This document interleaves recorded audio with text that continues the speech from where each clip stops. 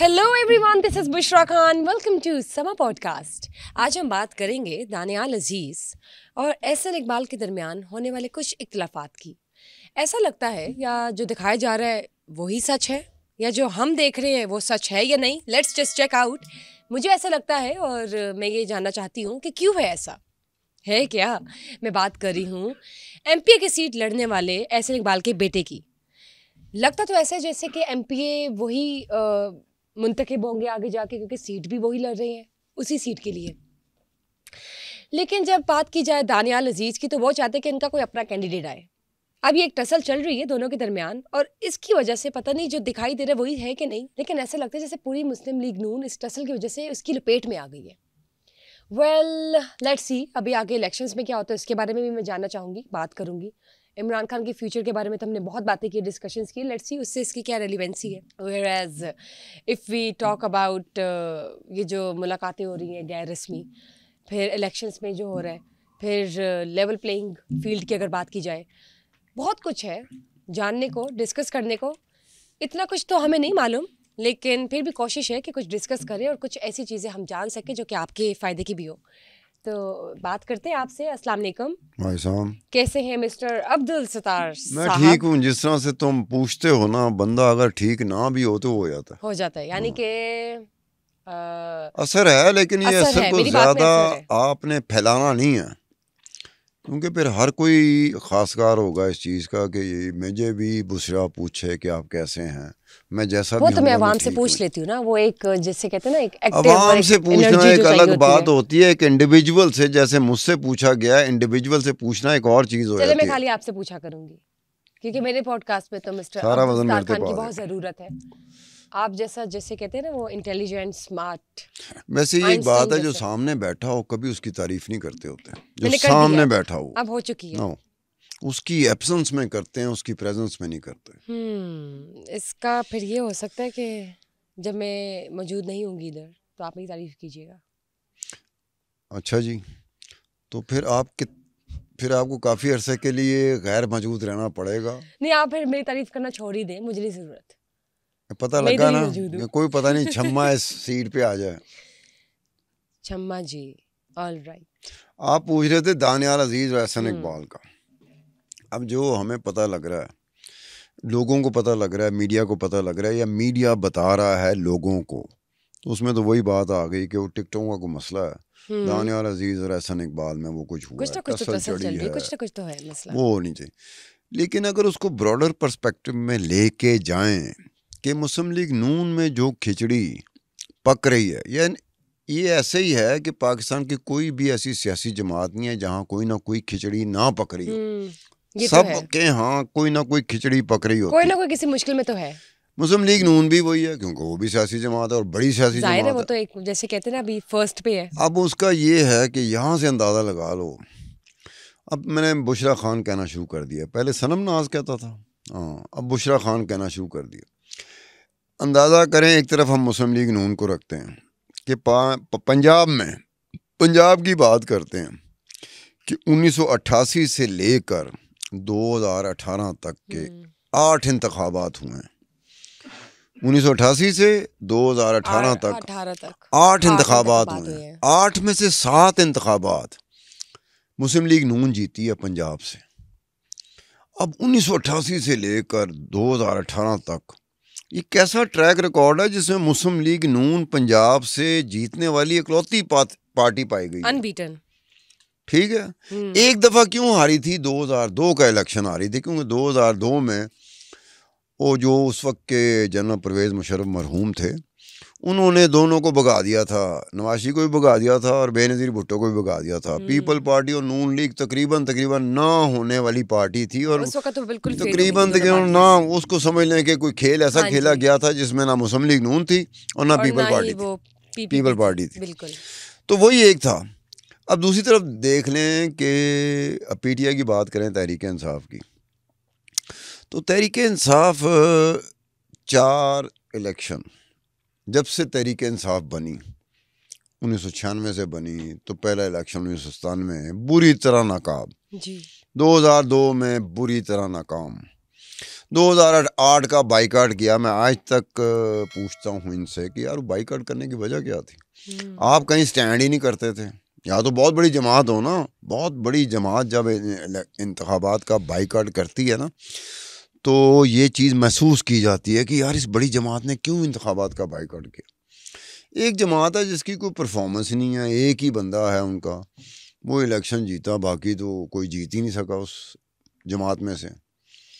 उसके बाद 2013 वो भी हार गई थी। 2018 का जो इंतखाबात हुए थे जिसमें ओवरऑल पीटीआई तहरीक इंसाफ जीत गई थी, पंजाब से डायरेक्टली इलेक्टेड नून लीग जीती थी। नून लीग की 8 सीटें ज़्यादा थी तहरीक इंसाफ से। नून लीग की क्योंकि 120 के करीब सीटें थी और तहरीक इंसाफ की 112 सीटें थी। ये डायरेक्टली इलेक्टेड। उसके बाद आया था कि वो जो स्पेशल सीट्स फॉर वुमन, वो इंडिपेंडेंट या फिर जो हमारे अक़लियती होते हैं, हाँ जी, ठीक है, माइनॉरिटी वाले, उनके डाल के। मैं डायरेक्टली इलेक्टेड की बात कर रहा हूँ कि 2018 तक मुस्लिम लीग नून पंजाब से जीतती रही है। अब आ रहा है 2024 का इलेक्शन। 2024 के इलेक्शन में अभी से मुस्लिम लीग नून खुद महसूस कर रही है, नवाज शरीफ साहब खुद महसूस कर रहे हैं, मरियम नवाज खुद महसूस कर रही है, जो सफ़े अव्वल की क़यादत है वो खुद महसूस कर रही है कि ये 2024 का इलेक्शन एक ऐसा इलेक्शन होने वाला है जिसमें हमें नहीं पता कि हम साहब हमारी जो परफॉर्मेंस थी, जो इंतखाबात हुए 8 इंतखाब, उस तरह से हो सकेगी कि नहीं हो सकेगी। अब ये दानियाल अजीज़ एंड एहसन इकबाल, एहसन इकबाल जो है ना, वो करीब तरीन साथी होते हैं मियाँ नवाज शरीफ के। पैड़े चंगे वक्त जो नाल लिया वो उनमें आता है। दानियाल अजीज़ आता है मरियम नवाज के जो बहुत करीब लोग हैं। वो भी पैड़े चंगे वक्त में वो मुस्लिम लीग नून के साथ रहा है। वो तहरीक इंसाफ के वो लोग नहीं थे कि पैड़ा वक्त आया तो एकदम सारे जो है ना वो दूसरी जमात में चले गए। मुस्लिम लीग नून में ऐसा नहीं हुआ था। 2018 में पैड़ा वक्त आया था लेकिन ये अपनी पार्टी के साथ खड़े रहे थे।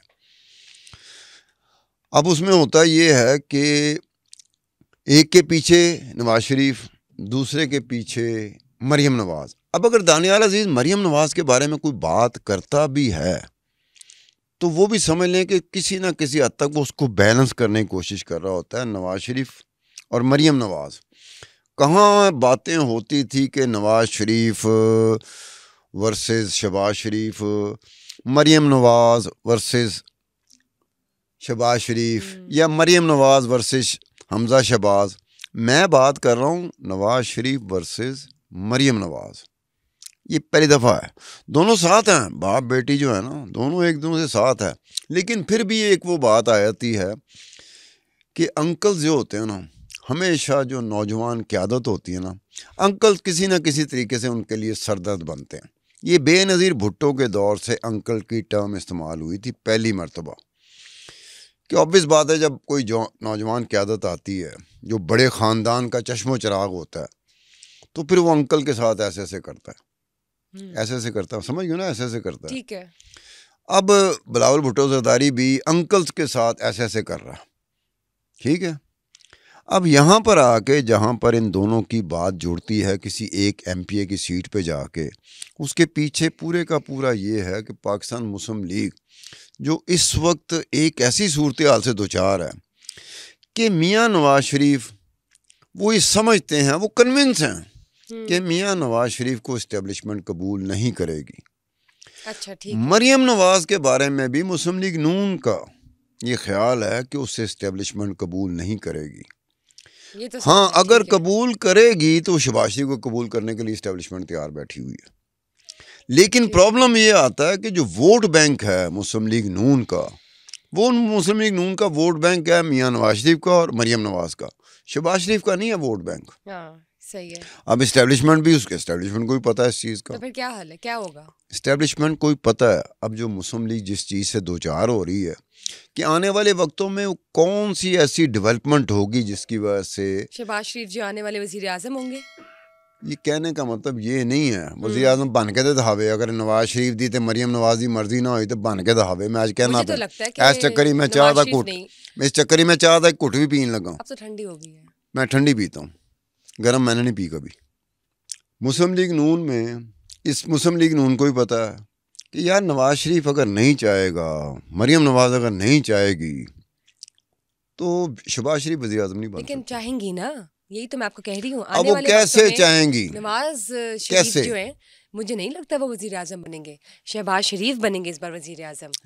और दोनों के दरमियान जमीन आसमान का फर्क है in terms of nature if you talk about. Bushra Khan, yes, बहुत सारी एंड डू चीजें, यू नो दैट, बहुत सारी चीजें, मैच्योरिटी लेवल भी जो दोनों का है ना, और आईक्यू लेवल जो है, पूरे वसूख से कह रही हो। ऐसे है, ऐसे। नहीं, ये बात पूरे वसूख से की है, तुम्हारा एक्सप्रेशन ऐसा था। बिल्कुल। और एक तुम्हारा और चीज़ मैं बताती चलूं आपको, कि जो मियां नवाज शरीफ है ना, वो जिस तरह होता है ना, एक वैसी बात हो रही है जैसे, याद कर लो क्या उसको, क्या नहीं मैं कहना नहीं चाह रही, मुखातब क्या याद करना? बिल्कुल है मुझे बिल्कुल कोई फल है, कोई सब्जी है, या कोई चीज है। सलमान खान है ना इंडिया में, तो वो है कम बैक करना, coming with vengeance, et cetera and et cetera. But when you see Shehbaz Sharif, I am neutral, सिर्फ बात कर रही हूँ। तो वो जैसे जेम्स बॉन्ड आ रहा है, वो ग्लासेस पहन के, वो मुझे उनका ब्लू सूट नहीं भूला, मुझे उनका वो ब्लू सूट नहीं भूला। जेम्स बॉन्ड किसको किया, मियां नवाज शरीफ को या शहबाज शरीफ अदर वन?